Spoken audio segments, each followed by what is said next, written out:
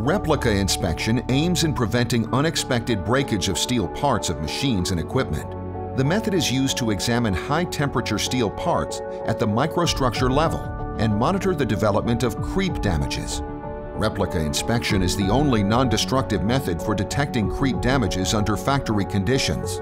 Typical objects of replica inspection include heat-resistant and creep-vulnerable metal parts at power plants, such as the main steam line and superheaters. Replica method also examines the microstructure and grain size of metals and maps the origin of infractions. Creeping is slow stretching of steel due to heat, load, and time.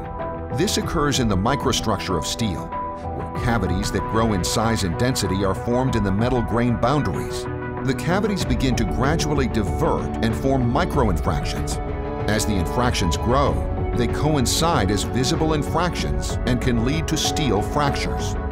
In the replica inspection, the metal surface is carefully ground and cleaned, and the surface microstructure is replicated on plastic. The replica is examined under a microscope and sought for different stages of creep damage development. Recommendations can be made for the following checks or remedies based on the results. It should be noted during the replica inspection that it is targeted towards small areas of about 8 millimeters in diameter. Because of this, the inspection is usually supplemented with a broader fluorescent magnetic particle inspection. This way, also defects and damages outside the replica spots are detected.